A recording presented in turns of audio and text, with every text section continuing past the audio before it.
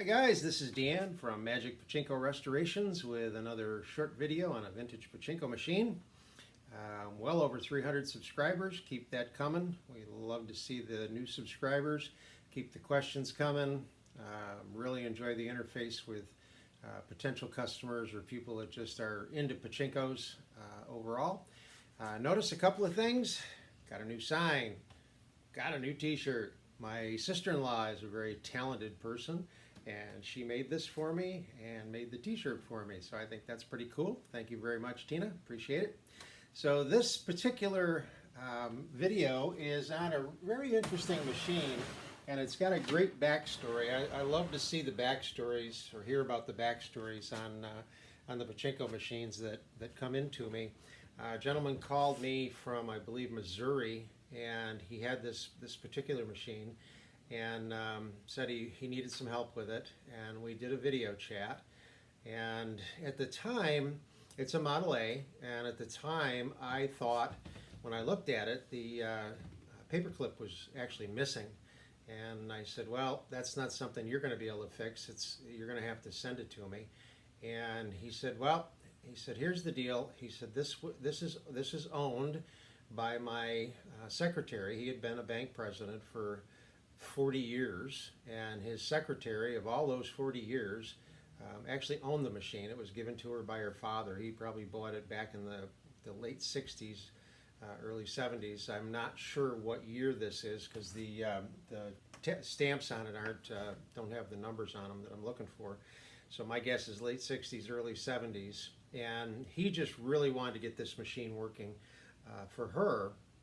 So he said, I really don't want to have it completely restored. I don't want to spend quite that much money on it, but I'd like to get it working again for her. That would be really nice. So I said, absolutely, send it to me and we'll get it working. Well, lo and behold, when it came in, it is one of the older, it's a single shot, and therefore the paperclip system is different. So it wasn't missing any parts. This machine was extremely dirty to the point where it just didn't function properly. So what I ended up doing is, on the front side, I took all of this off and cleaned it, scrubbed the aluminum, repainted the white in here, took all of the trim pieces off, cleaned all of them, polished the nails of all the trim pieces, cleaned up the playfield as best I could. It's very, very water damaged and faded, which is very typical of playfields from that era. This would have been a very nice candidate for a full restore, but that's not what the customer wanted, so that's fine. Cleaned the chrome all up. Previous owner had painted this portion of the wood. If you take this trim off, you see the original blonde wood that Nishijin used back then, but they painted this.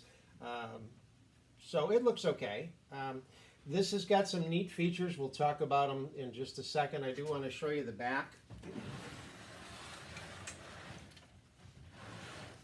As I said, this machine was just extremely dirty. The jackpot tray in here was just so clogged up. I'm surprised any pachinko balls went through it at all. I do not suggest, if you are going to try to restore a machine, don't do one of these as your first machine. These are not an easy machine to restore. This is when Nishijin used individual components and nailed or screwed individual components to the board itself rather than integrating everything on a plastic base. So there's a lot of pivots and things that, especially you take them all apart. I'm pretty conscious of where I'm putting all the parts, but even I had to scratch my head a couple of times, and I took a lot of pictures to be able to rebuild this.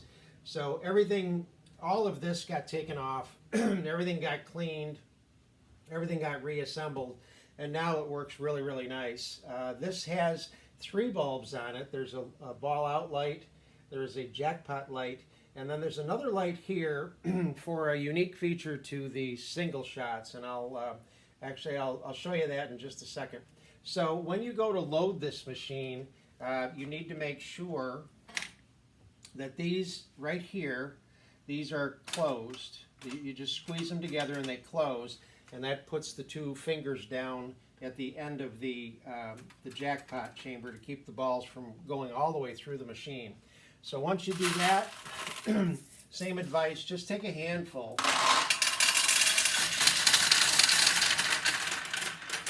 And if you can see it, all the balls are lined up in the jackpot chamber now, ready to go. So we can go ahead and close that. Put some more in. Okay. So if I had the power on, which I do, there. Okay, that would be the ball out. But the weight transfer is already there. Okay, so that's it. The old tin pieces don't move as well as the plastic ones.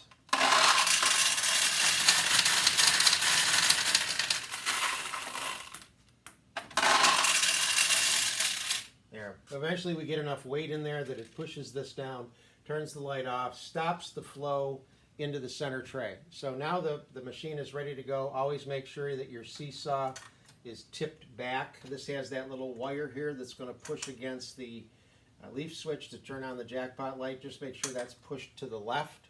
And then if you want to, you can always just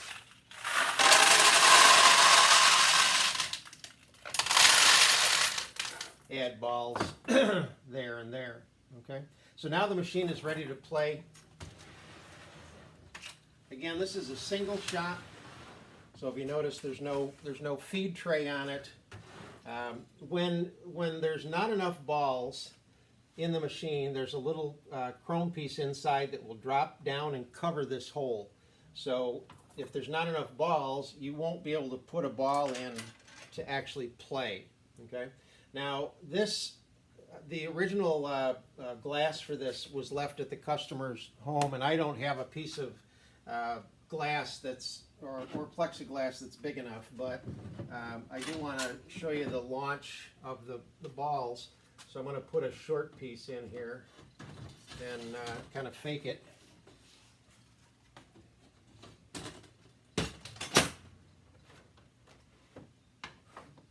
There, that should be okay. So you're going to put one ball in and you're going to launch it, and it goes down through, just like it does on any other pachinko machine. I'm not a huge fan of single shots, simply because I just like to have the feeder feed the balls for me. And this is a little bit tight. The spring is, almost. Spring's a little tight on this. So you got to get used to not launching it all the way. You want to come maybe, you got to go, say halfway, and then you'll get the right amount of launch. Oh, almost. Okay, so I'll try to show you some of the payouts here. If you go right down the middle,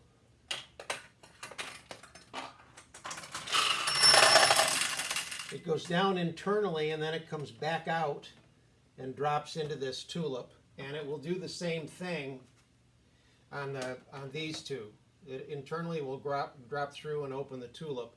Now when the tulip is open, it's a much larger target. So you can see the jackpot chamber tip, the balls come out here, they ring the bell, and the light lights up. Let's see here.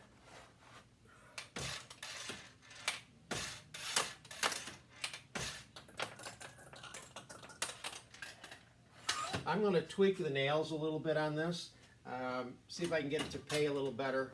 One thing that I want to show you is this unique feature to the single shots.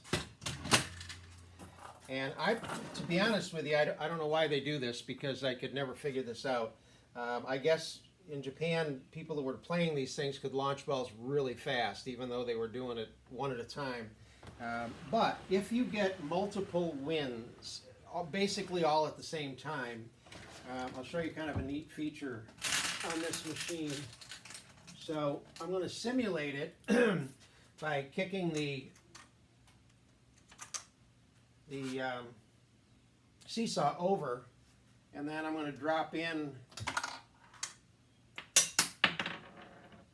a number of balls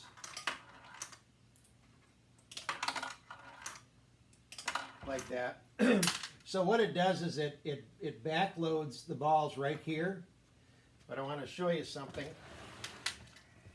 So the original ball, the original first ball would pay out. And then you notice this light comes on, which is pretty cool. And what that's telling you, and you can actually look in here and see the balls that are queued, it means that you have more balls, more winning balls. So you just press down, and it will cycle that ball that should have given you a win earlier.